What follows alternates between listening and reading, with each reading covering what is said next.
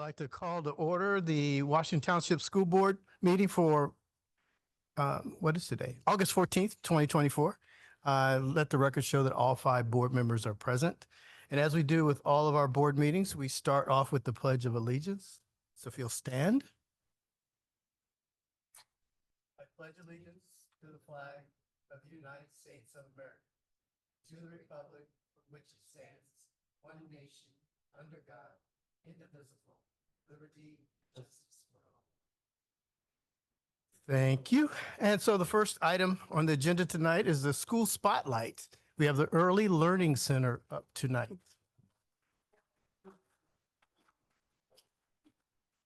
I think I brought the rowdy group. And it's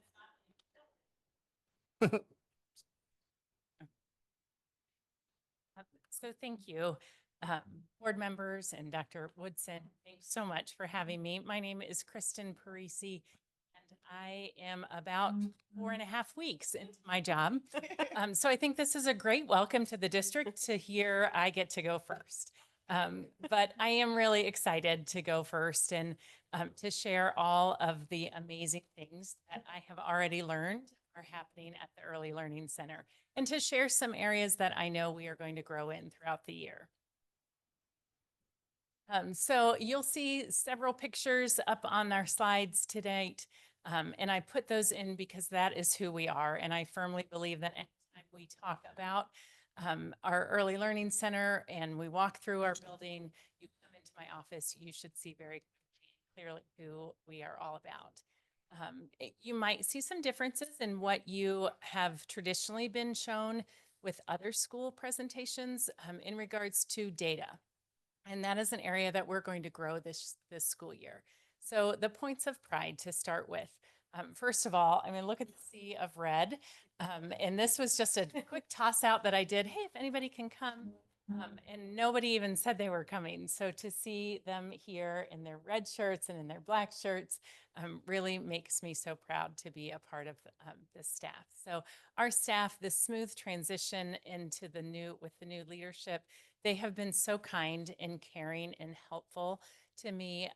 Most of all of our staff members came in over the summer, and we did little meet and greets where they just came in and sat down with me, and I asked them to come and talk about, something that you love about our school and something that you might want to see different. But mostly I wanted to hear about who they were, what they did outside of school, what their family life was, what kind of music did they listen to. I just wanted time to get to know everybody. As I look up, the rest of the points on the slide presentation have to do with inclusion on the staff side. And that was a big point of as they were listening to me over the summer talk about my hopes and my dreams for moving our Early Learning Center into a more inclusive setting. They were all saying to me, absolutely, yes, let's go. We've been wanting to do this. So that's something I'm super proud of. And supporting all of our learners, that is their motto already. I came in saying all of our kids are all of our kids. And I didn't have to say it more than once. Nobody looked at me and thought, what? They all knew exactly. And then I also came in with some previous work done with something called the pyramid model, which you're going to hear about throughout this presentation, but then also a little bit later on this evening. And so I said to the staff, I've been doing this work. I'd like to continue it with you. How about it? And I never got one hesitation. I got to explain it a little bit and they are all in. So I'm super excited about that. And then our students, we have close to 200 students. You cannot walk through the hallways in the classroom. You can't open a door without just smiling and loving being, I can't. I just love being with children. And our kids are amazing. We are increasing our alignment with standards. So last fall, the Indiana Department of Education released new Indiana Early Learning Standards. And so we're really digging into those this year. We're going to do a lot of work to make sure that our practices are aligned with those new standards.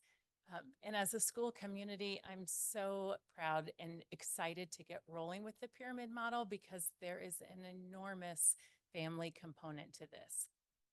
And that was something I heard in those meet and greets. We used to do more family things. We used to do more family nights, and then COVID hit, and then we didn't get back to it. So just how excited the staff is to pull families back in, and how important we all know that is, because we're their first stop. This is their entry into Washington Township, and we want them to come loving not only the school, but the family engagement piece to this.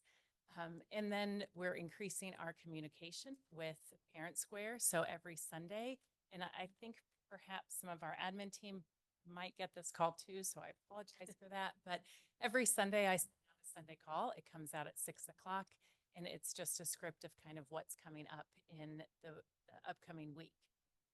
Families can hit delete. They don't have to listen to it. It's okay, because it follows up with the exact same script, goes out in an email. So they may not want to listen to my voice every Sunday. I know that my husband doesn't. But maybe they just want to read the email, and that's fine too. And so that has, I've already heard so many families say, thank you so much. We're enjoying that call. And then, gosh, you all built an unbelievable facility. I walk in every day and I can't believe I'm so lucky to get to work in this facility. And I can't believe that our students and children are so lucky that they are in a developmentally appropriate building. I think when my husband is here tonight, and when I brought him in for the first time, he said, look at the toilets, look at the sinks, look at the drinking fountains. Absolutely. We are in a place that is built for 3, 4, and 5-year-olds, and I'm so grateful for that.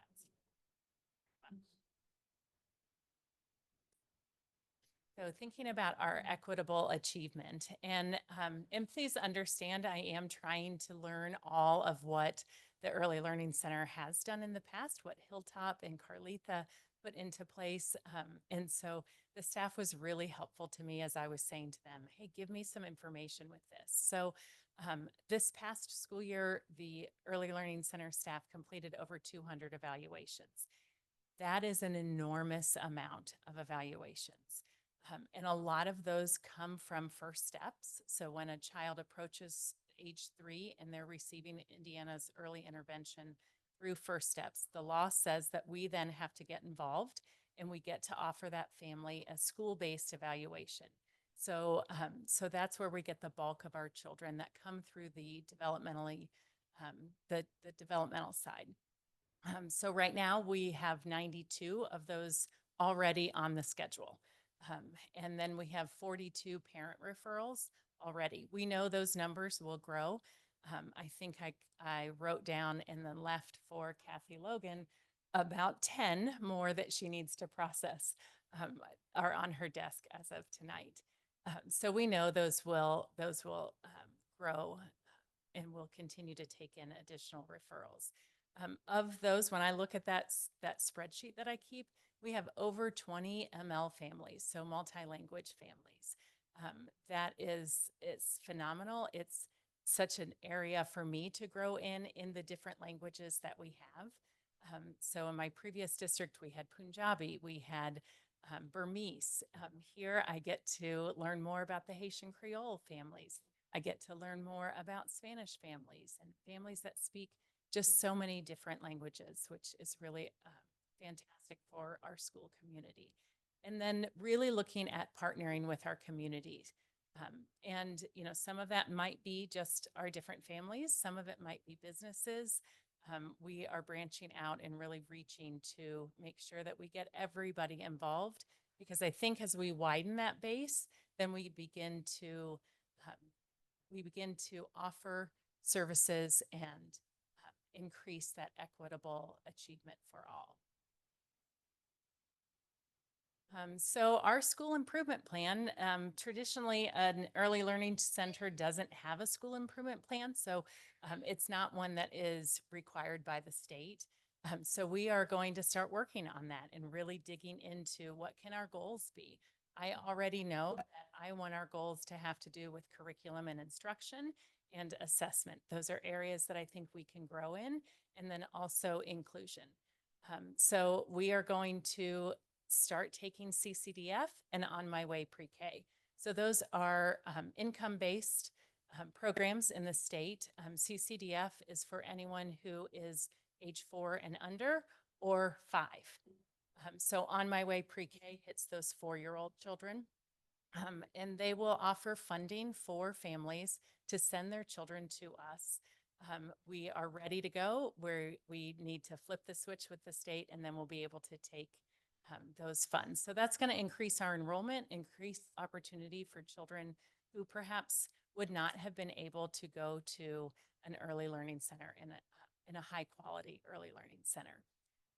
We are exploring 12-month options. So currently we are open just as our other schools are, but I think there's a real possibility to increase the days and the months of the year that we are in school.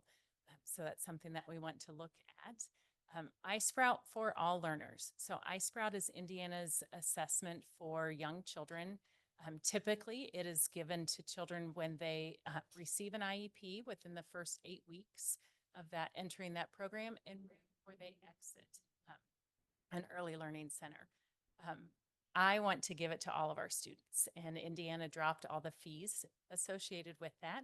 So we are working to get all of our staff trained so that we can implement iSprout and really begin to see the growth, because if you don't have a data point, how do you know if your children are growing? In iSprout, I've been around education long enough to see lots of different models of Indiana assessments. I love this one the most. I'm not sure I've ever said love and Indiana assessment at the same time.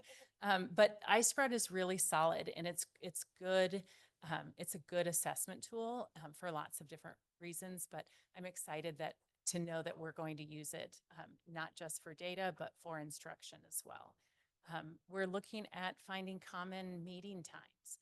We right now do not have one moment of our day where I can pull everyone at any time, like in the whole month, and pull everybody together and do a whole staff meeting or a whole staff planning time.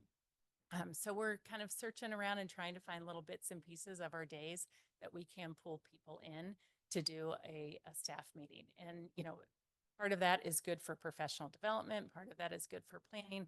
A big part of it is also good for our staff to get to know one another. That was something I realized when I started, was people don't know everybody that they work with. And it's because they don't get a chance to see each other, to mingle with each other, to eat lunch, or just talk to each other. So we're looking at some of that common meeting time. And then, like I've said, the last two, increasing our opportunities for inclusive settings and opportunities. And then again, the pyramid model. I'll give you a little sneak peek. The pyramid model is an early intervention for social competencies for young children. So in that K-12 model, there's something called PBIS, which is this positive behavior intervention. And in the past, sometimes we try to take things that are appropriate for K-12 learners and we just shove them down to early learning centers and young children because we think we can just make it work. If it works for a 7 or 8-year-old, we can make it work for a 3 and 4-year-old. And that rarely works positively. So the government has come out with this early model of positive interventions and positive supports for behaviors. So Indiana is the 47th, 46th state to jump on. We move so fast as Hoosiers. And so it's federally supported, it's federally funded. We're going to talk about that a little bit later tonight. So I'm really excited about the opportunities that's going to give to help support our teachers and our students. And continuing with our equitable achievement, those promising practices to show with the closure of the racial achievement gap. Again, thinking about those first steps in parent referrals, making sure that we're connecting with community and parent partners. And then we already know we want to have at least 4 family engagement nights. And that we want to include all of our students. So maybe I should have probably explained this at the beginning, but right now, if you walk through our hallways, we have classrooms on one side of the hallway that are suited for our students who receive special education services. And then in the past, we've had classrooms on the right that have been called childcare. And we want to elevate that. We want to have a preschool and pre-K program with some before and after school options that are available for our families. But we want a true early learning center that isn't seen as, oh, so you guys are just daycare. No, we're doing something different. We have a curriculum and we're using assessments and we are training our teachers so that your child, no matter what they come to us with or what they need, they're going to receive high quality early child care and education. So when I talk about all means all inclusion, that means we are crossing the hallway. And we're going to highlight one of our classrooms who are actually, their sweet little faces are in that bus up there. But we've started with this one classroom and two teachers that are co-teaching to create this really wonderful inclusive program. So we're going to, in our family engagement nights, we're going to bring in Medicaid waiver specialists. So when a child has qualified for a disability, if they can navigate this Medicaid waiver process, which is difficult, and they get this Medicaid waiver, it opens up all kinds of services outside of the school. So respite care for families, horse therapy, swimming therapies, all kinds of different, additional services, but you have to know how to navigate this system. So we have connections within the Department of Education and FSSA that we can get people here to help our families navigate this. And it's about an 18-month waiting process. So we've got to get families in that system soon, as soon as we possibly can. And then our On My Way pre-K, CCDF reps, we want them to come to our family engagement nights because they can help with that process and that paperwork. And then I also really want to talk to families about inclusion and why that is so important at such an early age for their children. Okay, this is the fun part. Hey.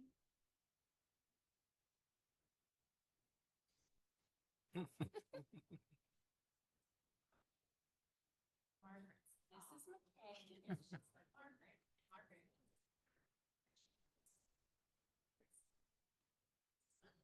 Margaret.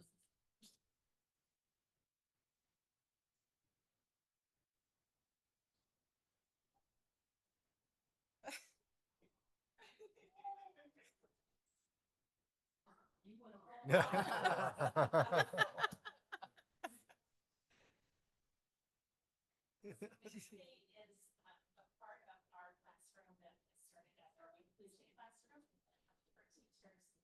Then teachers. 2 weeks, they are co-teaching together. And so we have a base of students in this classroom who are typical developing peers. And then we have some students that come in and out throughout the week who have access to special education services. So it is who I am and I'm for to say that our children hope they have access to and students like A who will bring that to full development just to make that such a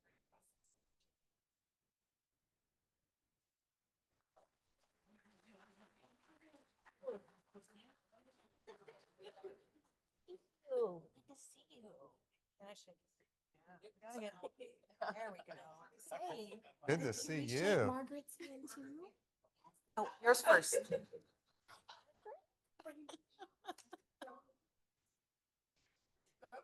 Nope.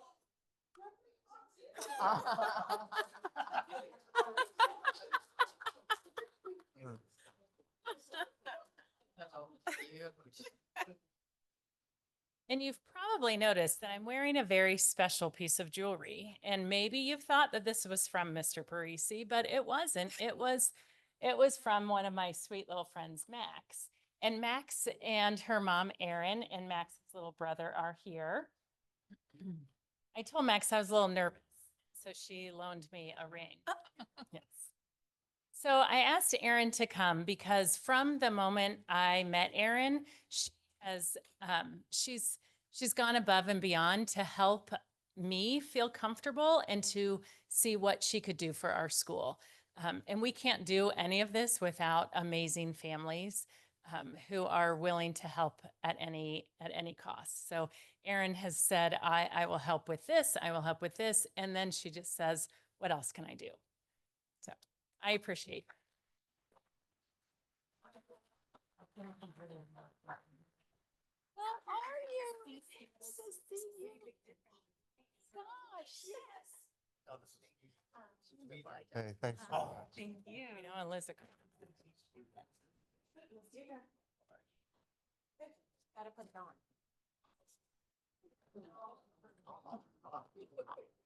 Telling you, this is why my job is amazing. I can't take you today.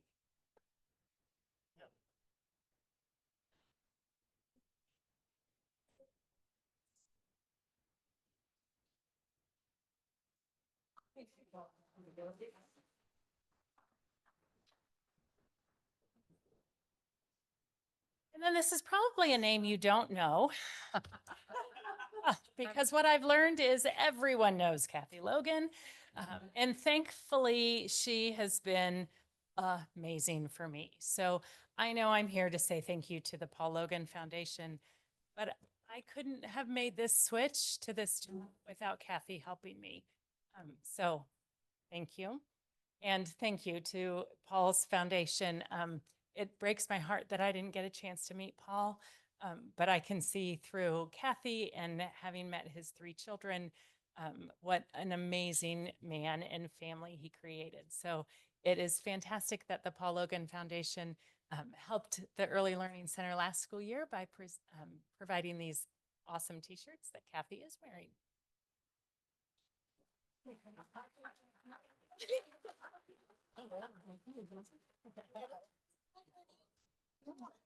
You. Good to see you. Thank you.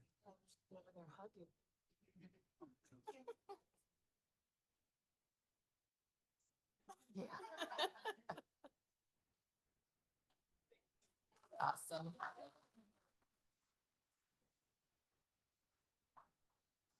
So thank you. Thank you for hiring me, for allowing me to do this job.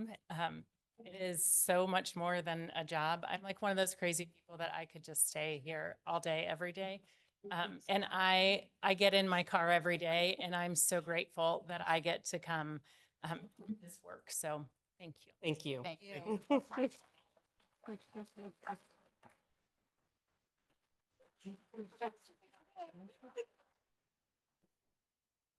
So, thank you very much. Actually, I know we have a lot of young folks in the crowd, so if you are wanting to leave, now's a time you can. No, you know, I get anxious and I'm older. See you. Thank you. Thank you. Hi. Adore her. Adore. Really?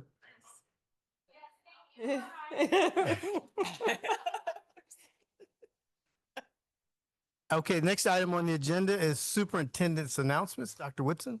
Thank you, President Turner. Good evening, everyone. We've had an amazing start to the school year. Schools are bustling as they should be, and our students and staff are doing a great job. I certainly want to call the board's attention to some back-to-school events that are all in your documents. We started last night, and that continues throughout the month of August, so you are welcome to any of those events as always.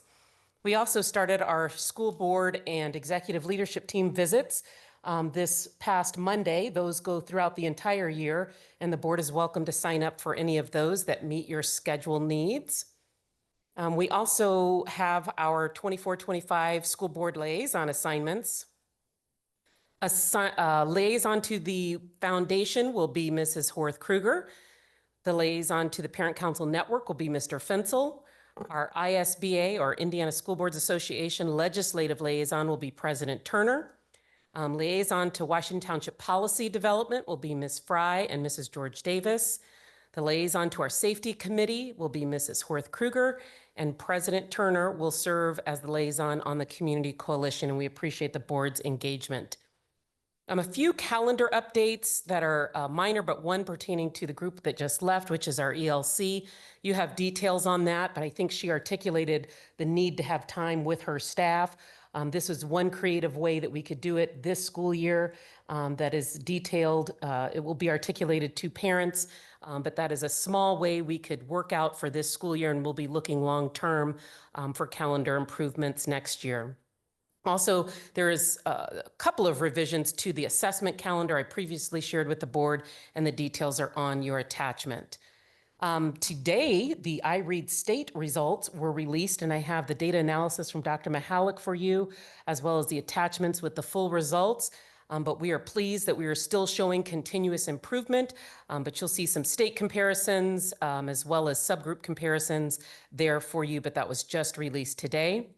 The work for the high school diploma redesign at the state level continues, and I wanted to share the most recent update from this week from the Department of Education so that you stay abreast of those major changes coming down the pike. And last, wanted to share a kudos from Spring Mill principal about Spring Mill Elementary. They have been extended for another year of Get Your Teach On, and that has been a spark of igniting energy at that school last year. So we're super excited that they have been asked to continue and extend through this year. Actually, I think I'm going Friday to a program at Spring Mill regarding Get Your Teach On. So kudos to Principal Merritt and her entire team. That's all I have. Thank you. Any questions? No.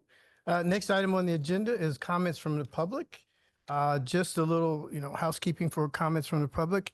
You're able to address the board, but please state your name and address when you get to the microphone. Couple of policy issues. Duration of comments are limited to 3 minutes per person. Total for 21 minutes for our meeting.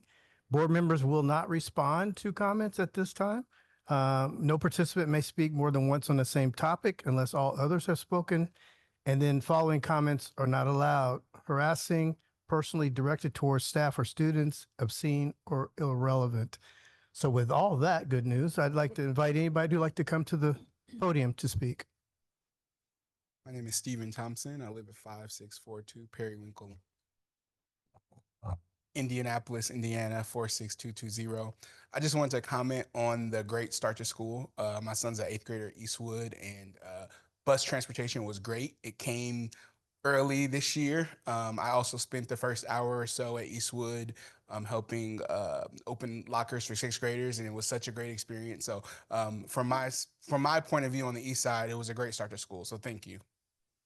Thank you.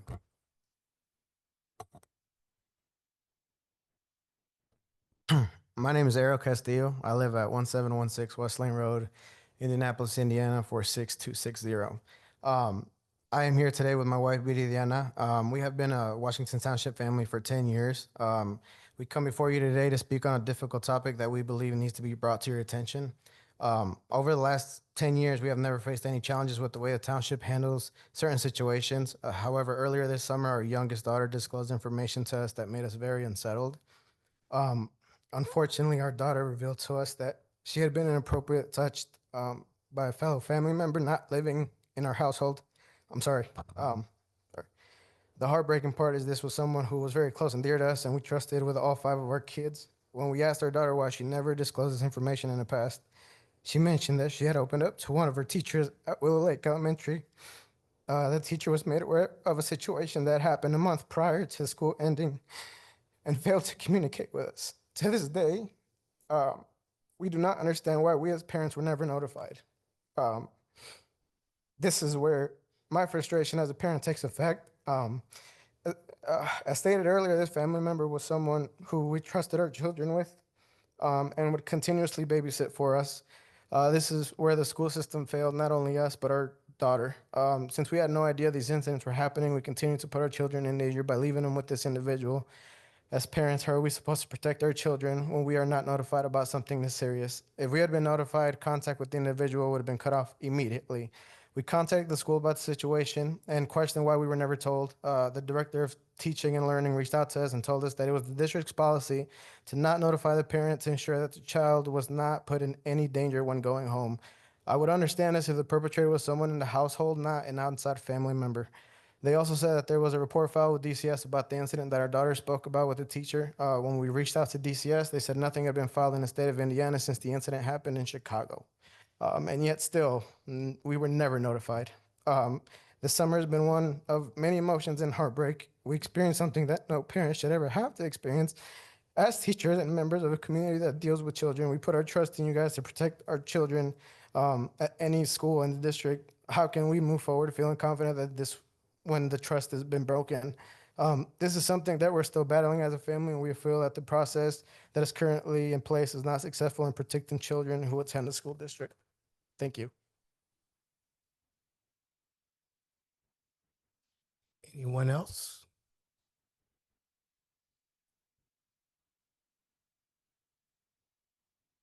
I'm gonna pause just a second to let all that digest. And out of respect. Okay. Jerry Phillips, 7102 Allisonville Road. I just want to express I guess better word is praise the work of the traffic control at Eastwood.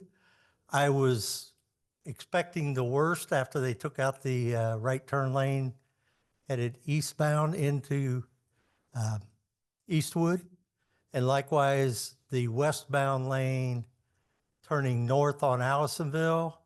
I frankly figured everything was going to be blocked up there for, without a car moving, but the traffic control seems to be managing that fairly well. I'm quite impressed. I just wanted to pass that on. And with a disclaimer that when the weather gets bad and everybody starts being dropped off, that might get a little worse. But for the time being, job well done. Thank you. Any further comments? And I know that we don't respond in real time, but if there is a need for a response, we will do that. Next item on the agenda is approval of the consent agenda. Dr. Taylor.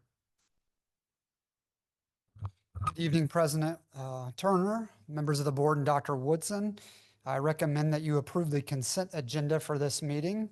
The consent agenda includes approval of the minutes of the July 24th, 2024 reorg and regular board meeting and the memorandum of the July 31st, 2024 executive session.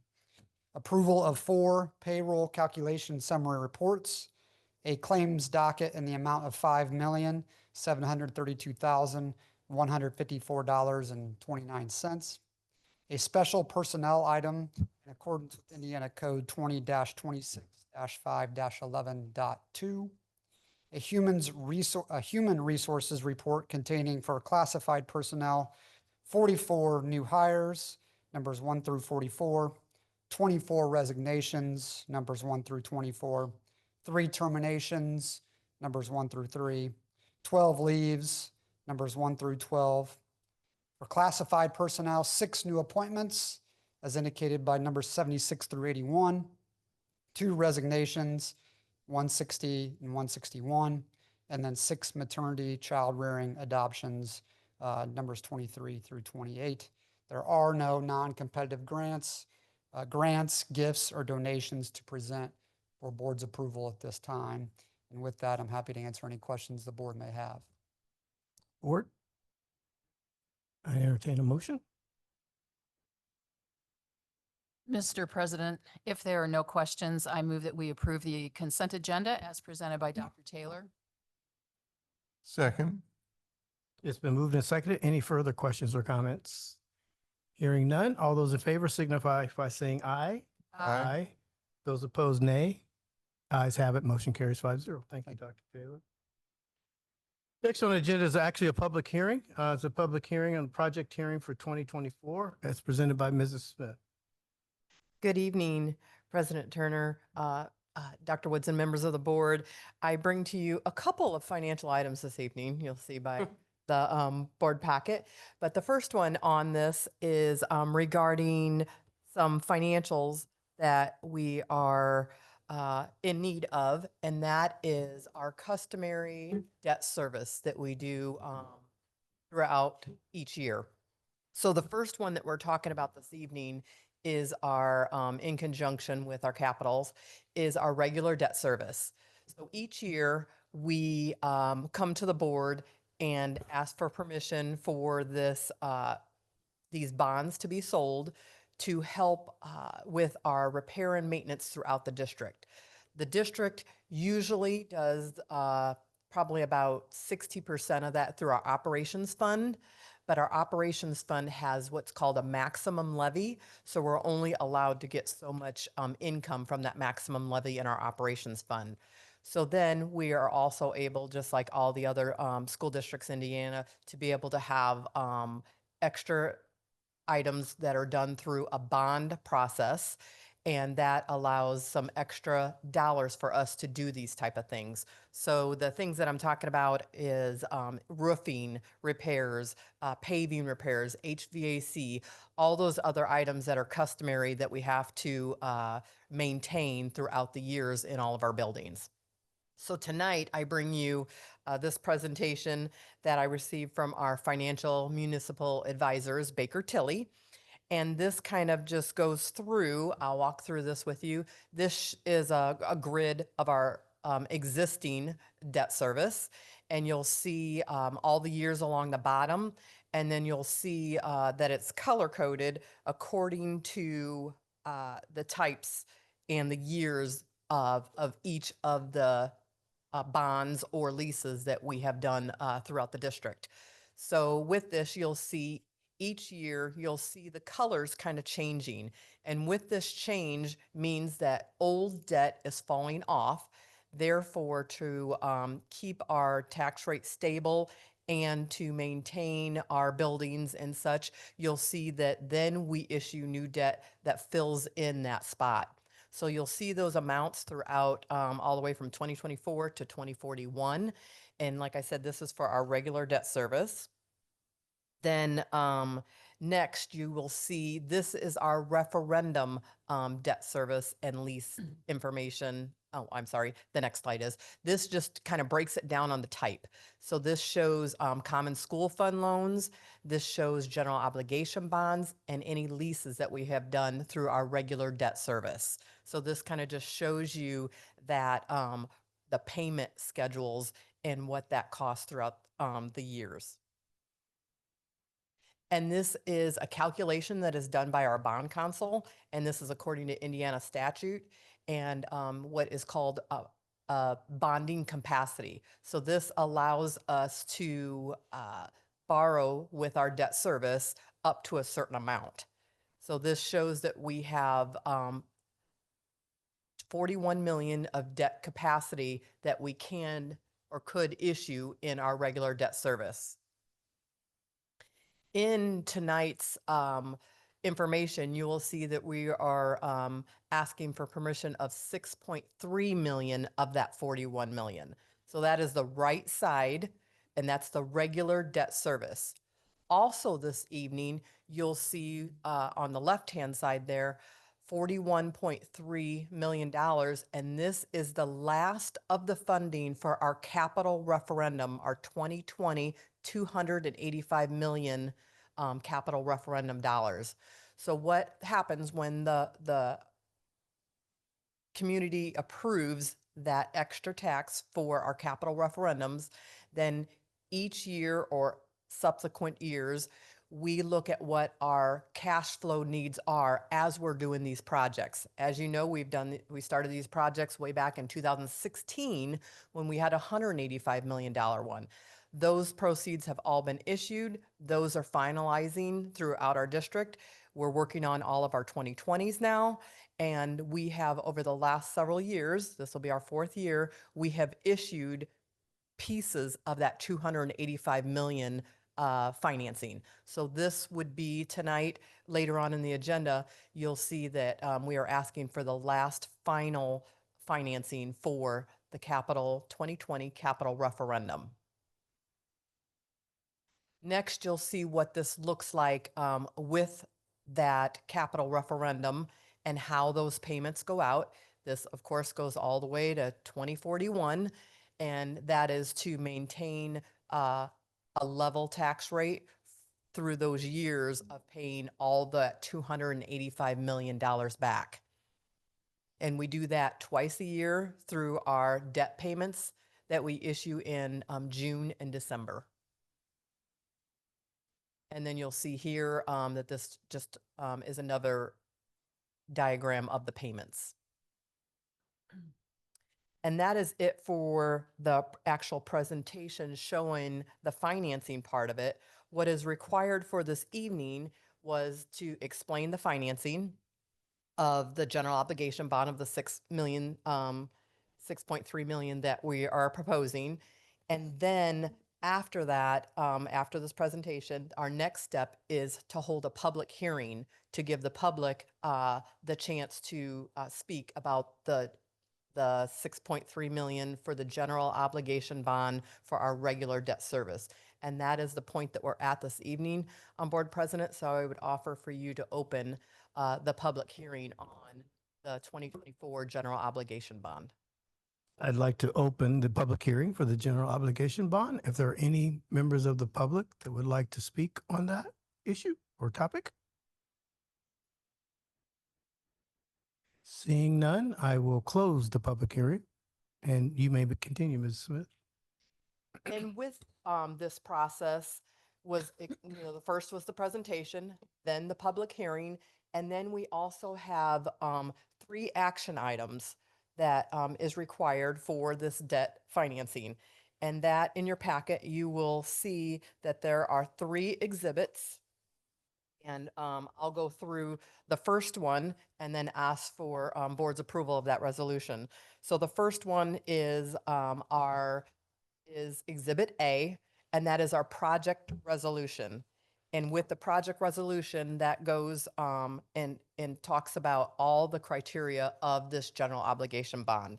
So with that, it goes through and highlights all of what it contains, the construction or the items that can be done during that. And like I said, we keep ours broad, that it includes our regular maintenance type items, and that information, it talks about the cost of issuance, total project cost that we just talked about, the $6.35 million.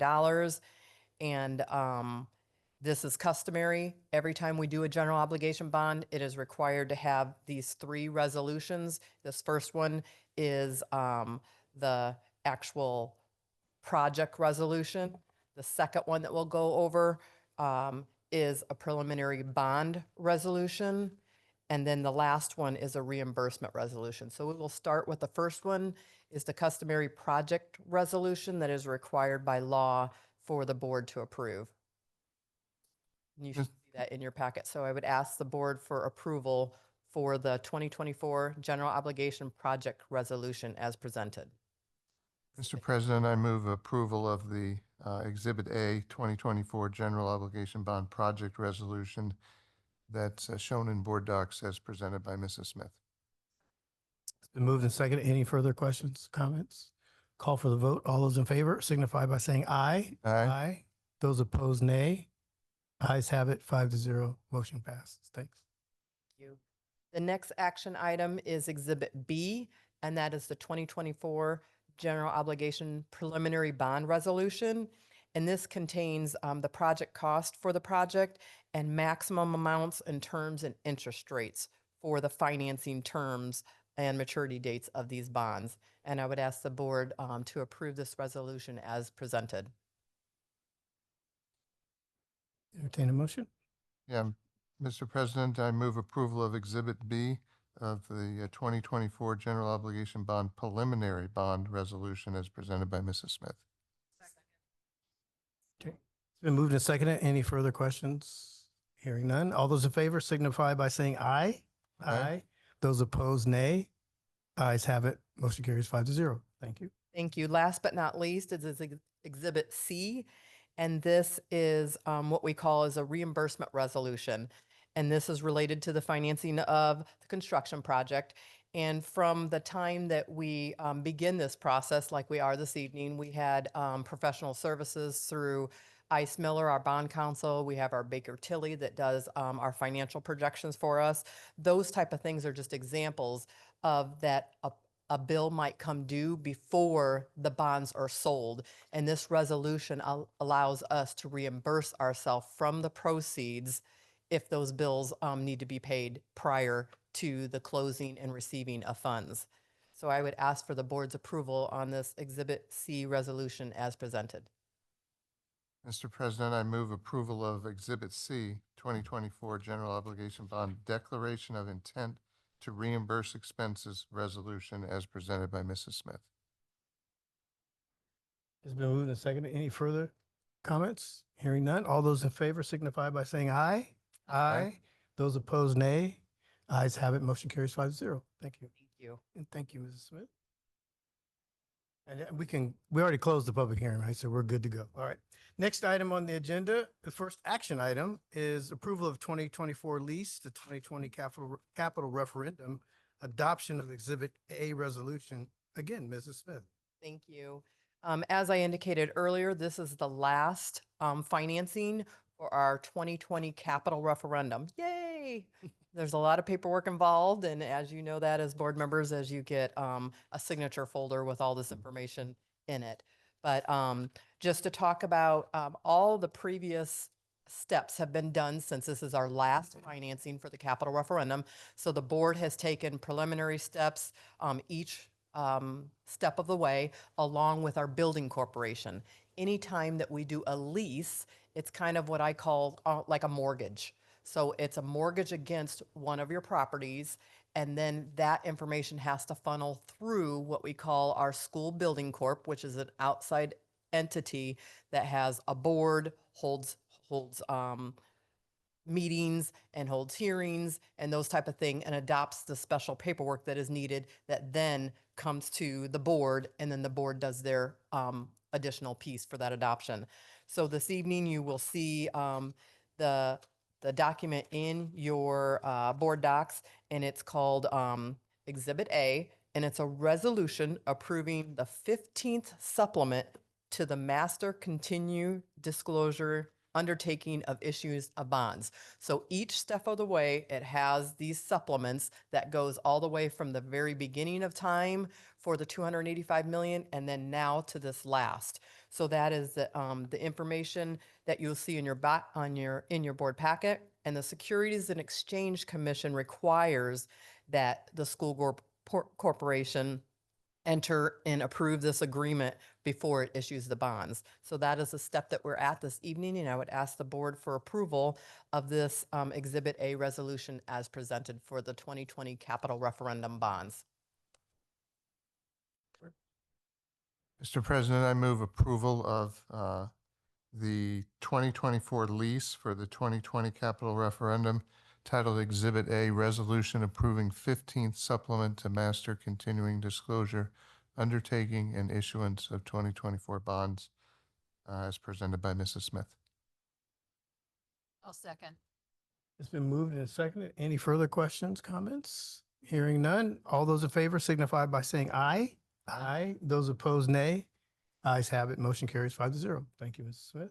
Thank you. Next action item is approval of April, May, June 2024 financial reports. Mrs. Smith. Thank you. In your board packet, you'll see each one of those months, all the details for each one of those months reflected in your board packet for April, May, and June of 2024. Also in your packet and on the screen this evening, you'll see the customary quarterly statement that we do from our major funds. That's our education fund, our operating referendum, and our operations fund. So this is a diagram that has the data and the charts on it that shows what the budget order totals were for those three funds, what the quarter totals are for that second quarter that we're talking about, and then the year-to-date amounts from January through June. And what I'd like to highlight on this is the top portion, you'll see at the bottom there where it says total revenue, all the way to the right, you'll see about 55%, which is very good for this time of year. When you think of June is halfway through the year, anything around 50% is considered normal and customary.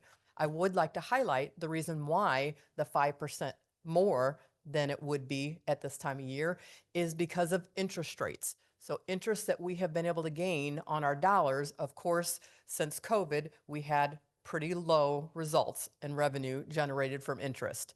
In this last year, our financial bank that we deal with, we had a COVID rate during the COVID.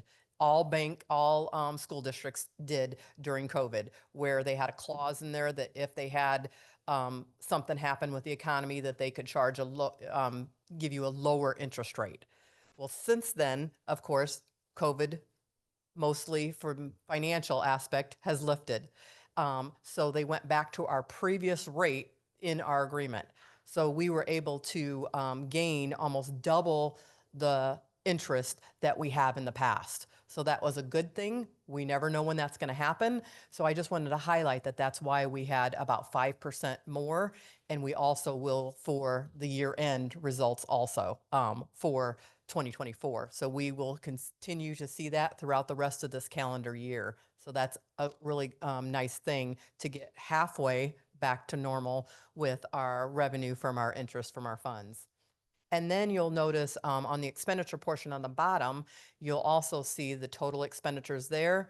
We're about 45%. So that proves that, our district, we're managing our finances well. We're under that 50%, which is good. And that is by design by our budgets and everyone following the budgets that have been provided to them district-wide, and watching our pennies and all those types of things that come with finances and budgets. So just wanted to kind of highlight that. And then also you'll see our fund balance there at the bottom for those three funds are a little under $61 million. So that is very good for our district. I look back over the last couple years, and that additional money, I would say it's about $33.5 million ahead what we have in the past. And that attributes to, I think about 1.5 of that is in that interest alone. So that's very good to see, and we're excited to be able to see that and be able to utilize dollars throughout the districts for our staff and our students, and for educating our community. So in that, just wanted to kind of give you a preamp that I always make a little note on there that when you receive certain months of the year, that there's 3 payrolls in those months. In this particular quarter, there was not, but the next quarter you will see that. August has a 3 payroll month, so you'll see that particular month's individual information a little higher, and I just like to note that. And that is what I have for you this evening, and I would be happy to answer any questions the board may have, and if not, I would ask for your permission to adopt these as presented. Any questions? Not, I'll take entertain a motion. Oh, that's right. Go ahead. Yeah. I move that we approve the April, May.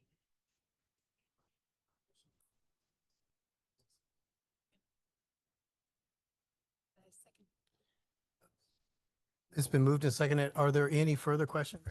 Hearing none, all those in favor signify by saying aye. Aye. Aye. Those opposed, nay. Ayes have it. Motion carries 5-0. Thank you, Mrs. Smith. Thank you. Next action item, approval of first reading of policies D-225, D-250, D-350, D-400, D-425, D-450, E-150, G-100, and G-325 as presented by Mrs. Smith. Thank you. President, Dr. Woodson, members of the board, I bring to you our that's been customary for the last 7 months, some policies. You know that we are going through and revising and revamping our policies this year, and then next we'll follow up through our administrative guidelines. So this evening, I have for you policy D-2225, and that's on employee ethics. And this is a required, this replaces policy 3210. And much of the policy itself is optional, but this has been customary throughout our years with our previous policy, and that is helpful when we're dealing with employee ethics. Next, we have policy D-250. This is the Teacher Appreciation Grant. This replaces policy 3220.01, and this is required and must be readopted by the board annually. And this has to do with our teacher appreciation grant that we received from the state and our guidelines of how we administer that money. Next, we have policy D350, and this is fitness for duty leaves and examinations. And this replaces multiple policies. Policy 1460, 1461, 3160, 3161, 4160, and 4161. This is one of those where the law does not require the policy, but the policy is based on law, and this is customary that we've had this at Washington Township. Policy D400, family medical leaves and of absence. This replaces policies 1630.01, 3430.01, 4430, and 4430.01. And this is the same thing. The law doesn't require the policy, but it's based on law. And much of the individual rules will be located in the administrative guidelines. Next, we have policy D425, employee benefits. This replaces policies 3421 and 4421, and this policy is required by law. Next, we have policy D450, resignation, and this replaces policies 3140 and 4140. And this is customary like a couple of the other ones that we talked about where the law doesn't require the policy, but it's based on law, and we've had this policy in the past, and that's why we're continuing with it. Next, we have the policy E150, programs for high ability students. This replaces policy 2464. And this, with this policy, the law requires a plan, and much of the contents will be in the administrative guidelines. Next, we have policy G100, facility and transportation security. This replaces policy 7440 and 8400. And this is one of those where it's not particularly required, but it's an area of public concern, and we do care about all of our safety and security here at Washington Township. And the administrative guideline will address things such as metal detectors, can't even say it, detectors, sorry about that, talking a lot tonight, get tongue-tied, and other things. So that'll be forthcoming. And then last but not least, we have policy G325, and that's the free and reduced meal prices. And this replaces our policy 8531, and this is a required policy also. I would be happy to answer any questions the board may have for this first reading of these policies. Board have questions? No more questions. I move that we approve the first reading of policies D5, D425, D450, Second.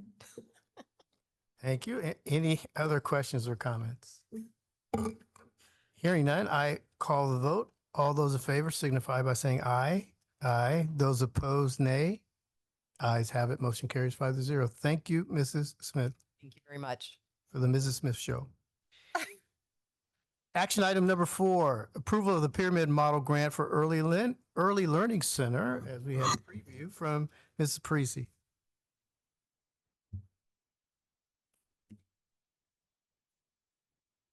You again, President Turner and board members. Oh, I almost said Dr. Taylor. Well, thank you, Dr. Taylor, but also Dr. Woodson. So the pyramid model, like I mentioned before, is something that I started working on about a year ago in my previous position. And when I reached out to the director of kindergarten readiness at the state level, I said, where is Indiana with this? And she said, oh, Kristen, we just submitted this in our 619 special education grant. And are you interested in jumping on board? And I was like, oh, I'm already on. Yes, absolutely. So I knew that there was going to be a grant available and started working on that grant and really talking to my previous district about it. And so then I got a new job. And I really did not want to leave all of that work in my previous district and not come township with it. So I wrote both grants for both school districts, and both school districts were awarded this grant. And so we are leading the work in this throughout the state of Indiana. So the pyramid model, as I mentioned before, is this social competencies for young learners and for our early childhood friends. So if you think about the pyramid, and I need to put my glasses on. So the pyramid really starts first with effective workforce. So that's the base of our pyramid.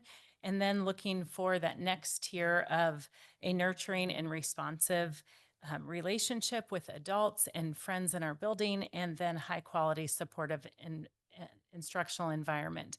And that's what we're going to provide for all of our students.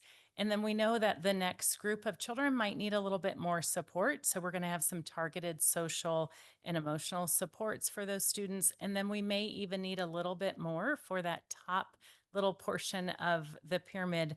And so those students might receive some intensive supports. It is very much what an RTI model or an MTSS model might look like in a K-12 setting. But we're just going to bring that down into the early childhood setting. And we're really going to teach children, how do you do school well? How do you get along with peers? What does that look like? And so to do that, you need some support in the classroom. So a portion of the grant that we wrote was to hire an internal coach. So someone that would come into our building, learn right alongside of our staff members, and then model for them in the classroom. I found that that is a huge piece that early childhood we struggle with. So we get some great professional development. We go back into our classrooms, and then we have no idea how to implement it because we have 15 little 3-year-olds running around, and it's overwhelming, and they all need us at all the, at every moment of the day. So having a coach there to help model and help support our teachers will, I am 100% certain, will help our teachers and our students grow. And then in addition to the coach position, we were able to write in funding for professional development. We can do some live work with pyramid model experts across the country. And we can also purchase some modules. So for thinking in long term for staff members that would come on board after we would participate in the live training. And then there are also dollars to be spent on materials in the classroom. So it's $500 per classroom, and the grant will support up to 10 classrooms. We know that we will have all of our classrooms supported as we do this work, but this grant money will help support those 10 rooms. And then an exciting portion of the grant is that the state wants us to work with additional early childhood centers or schools. So there are lots of different silos of early childhood education. So there's Head Starts, there's your church-based programs, there's your home-based programs, there's school-based facilities. All of those students, most of those students end up funneling to our township and our schools as kindergartners. So making a connection with one in particular, really making that focus connection, will help the students when they get to us as kindergartners to have common skills because they've had common language and common instruction. So I'm really excited about that. And then the last portion of the grant allows for some substitute dollars. So, so we can get our staff members into other classrooms so that they can see what everybody else is doing around them.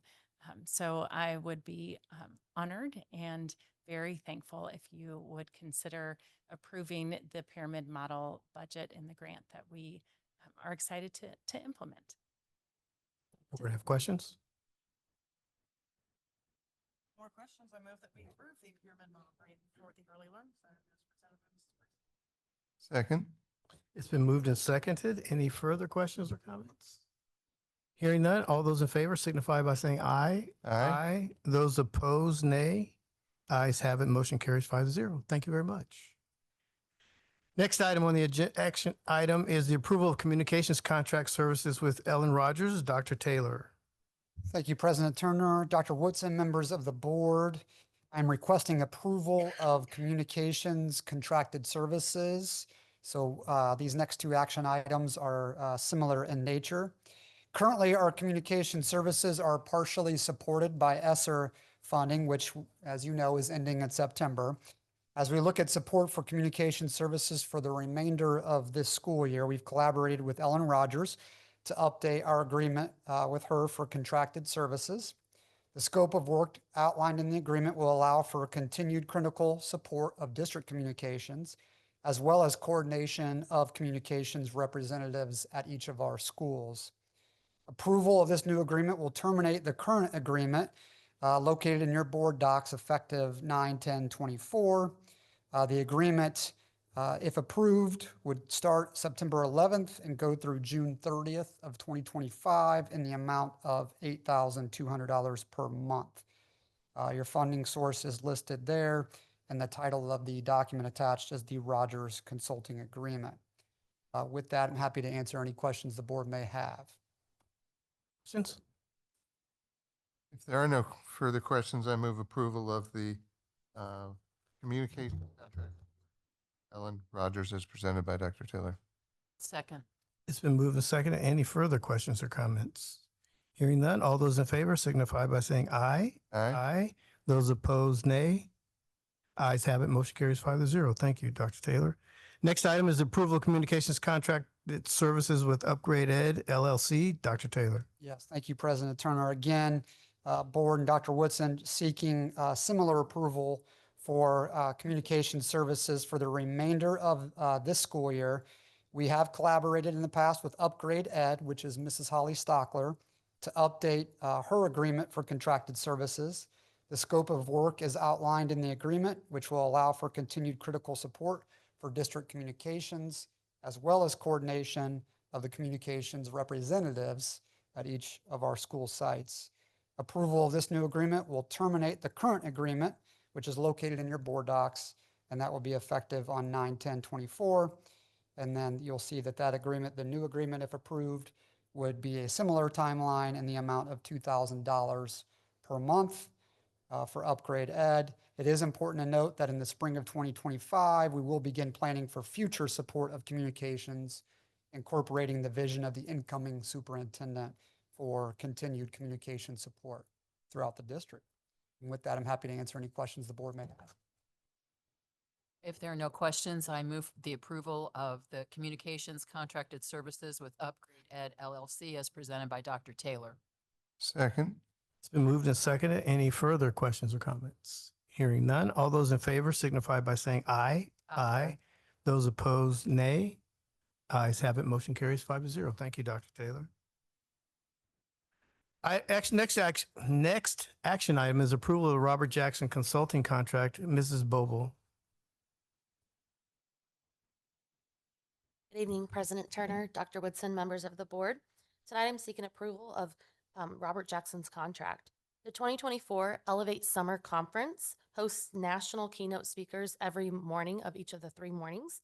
The original contract for Monday, July 22nd, was to host Dr. Anthony Muhammad from Solution Tree. However, on Friday, July 19th, Dr. Muhammad requested to convert his in-person keynote obligation to a virtual keynote due to unforeseen travel disruptions with the national technical issues. The executive leadership team felt like it was best to have an in-person keynote to open the conference, resulting in a partnership with Robert Jackson Consulting. Mr. Jackson was able to secure a flight that evening, arrive on time to the conference, and deliver a powerful keynote titled Battle of the Mind, with a follow-up session titled Becoming the Educator Our Black and Hispanic Students Need. Washington Township did not breach the original contract with Dr. Muhammad, as it was his decision to modify the original contract last minute, and the district is not financially responsible for fulfillment of that contract.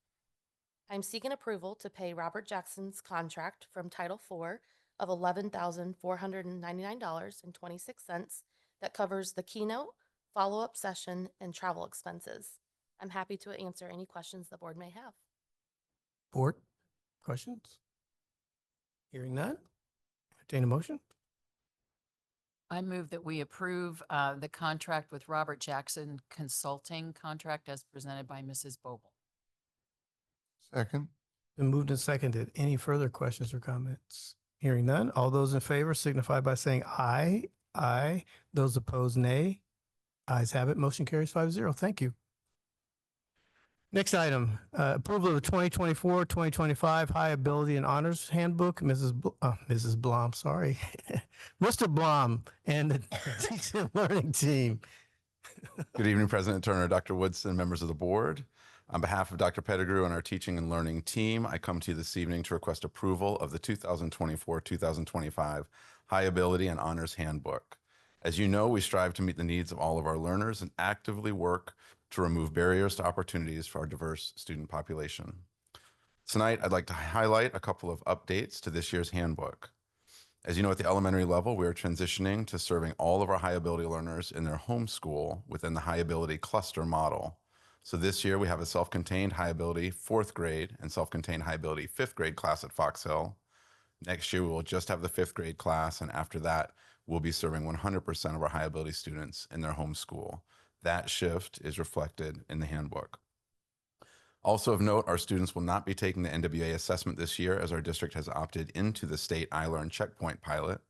That test will be taken 3 times during the school year, and we'll have to wait until we see what data is available initially during this pilot year before determining whether or not that will be appropriate to use for placement decisions. Certainly, once that test is formally rolled out statewide, it will provide the data that we need. You will, however, still see that NWA is listed in this year's handbook, as that data has been used to place students for the current school year and is also a data source that a student who moves into our district might provide. Other data points we use may include COGAT, iRead, iLearn, district and building created benchmarks, teacher observation, and classroom performance. There is a significant shift this school year to the middle school honors placement process. Students are no longer required to complete an application in order to be enrolled for an honors class. The application practice hindered some students from participating in honors courses, as some students didn't feel that they were worthy of the classes, and not all students and families could easily navigate the application process. So starting this year, students have been placed in middle school honors classes based upon academic achievement on various assessments and previous academic success in particular classes. Our honors classes are designed to provide a rigorous and challenging curriculum, but one that is accessible to a broad group of students. Families did have the opportunity to opt out of an honors course if they felt that was the best interest of their student. Those are the primary updates to this year's High Ability Handbook. So at this time, I'm happy to answer any questions. Board have any questions? I have one if no one else does. Mine is kind of something you mentioned and about after next year, there won't be any, every school will have their own high ability classroom. And I'm asking this, and I think I know the answer, but I was going to ask, is that due to some of the work we've done around the cluster piece of bringing all students into just like you said before, it's not a high ability. You go to this school for high ability, you have clusters within a. Yeah, so this started with our work really with Dr. EBR and kind of just the equitable practices. We looked at some trends in enrollment, and we know that in those self-contained classes historically, they did not represent our district very well. And so one of the models that we found that does work well for us is the cluster model. We have that now in every one of our buildings. So currently in all 8 elementary schools, we are supporting high ability students, formally in 3rd, 4th, and 5th grade, informally, maybe in 1st and 2nd grade. And the reason thank you.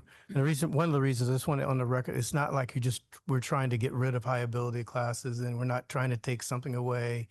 This is really about how do we get it to all of our students across. And we've seen a growth in access. We have students that maybe were on the cusp, but didn't formally qualify, but they're now in a cluster classroom, or students that might have real affinity in mathematics and not in another subject area. So when they're in their math class, they can be grouped along with those high performing students. And so we've really seen positive outcomes already. Thank you. Board, any other questions? I entertain a motion. Mr. President, if there are no other questions, I move approval of the 2024-2025 High Ability and Honors Handbook as presented by Mr. Blom. I'll second. It's been moved and seconded. Any further questions or comments? Hearing none, I call the vote. All those in favor signify by saying aye. Aye. Those opposed, nay. Ayes have it. Motion carries 5-0. Mr. Blom, thank you. Thank you. Next up, approval of agreement with BMI Audit Services. Dr. Kaiser. Thank you, Dr. Woodson, President Turner, members of the board. I come to you this evening seeking approval of an agreement with BMI Audit Services to conduct a dependent audit in Washington Township. As part of this audit, BMI will assist us in documenting the relationship of covered dependents to our benefit eligible employees. This is part of our comprehensive strategy to maintain the highest levels of benefits possible to our employees while at the same time working to control the rising costs of healthcare, prescription drug costs, and the cost of other employee benefits. As part of the audit, benefit eligible employees will be required to document their relationship with any member of their household who is covered under our health, dental, or vision plans. There have been no changes in any eligibility requirements. We are simply engaging in a check and balance process of confirming the documentation for all dependents based on the current and existing eligibility requirements. Total cost is $15,130, and the funds will come from our self-insurance fund. With that, I'm happy to answer any questions the board may have. I was curious as to any historical data that they provided as to what percent are really eligible, or do we find that sometimes people have underreported and there are people that are eligible that aren't on the list? A little bit of both. The most common that we found is maybe dependents who have aged out, have reached age 26 and are no longer eligible under the program, and well-meaning people just haven't realized that they need to take them off, and sometimes some pieces like that. It's typically not a large number, but as you can tell by the cost of it, if there are a few claimants who you do find who are not, appropriately in the system, it certainly can lead to a savings. And it's primarily through the mail and email that they're going to contact everybody? Yeah, the first is an initial mailer. Every person covered under our insurance would receive that mailer. There is a QR code on it. I scan that QR code. I can also return it physically and mail it back in, or I can scan the QR code, upload my documents, and then you can imagine there's a period for that. Then we'll get weekly updates as we continue to see our numbers of folks who have already completed their documentation grow. If you have already completed your documentation, you do not receive a second mailer that comes through. And then periodically, there are kind of more broad-based email reminders to folks just to complete the process. And then we slowly kind of whittle our way down to our final folks. And at that point, there's some more direct emails and messaging as we get closer and closer to the deadline. And does the contractor target a certain percentage of participation? I mean, do we expect to get 100% participation? We do expect to get 100% of documentation. Yeah. Eventually, truly, folks that do not document, there eventually is a step where they would lose access to benefits for the folks that they haven't documented. So no, there is a very real outcome where everyone does need to be documented. Absolutely. Thank you. Other questions? I'll entertain a motion. There are no other questions. I move approval of the agreement with BMI Audit Services as presented by Dr. Kaiser. Second. It's been moved and seconded. Any further questions or comments? Hearing none. All those in favor signify by saying aye. Aye. Those opposed, nay. Ayes have it. Motion carries 5-0. Thank you. Next item, approval updated pricing agreement with Kelly Services. Dr. Kaiser. Thank you, President Turner. I also come to you tonight seeking the board's approval of an updated pricing agreement with Kelly Services to provide substitute teachers in Washington Township.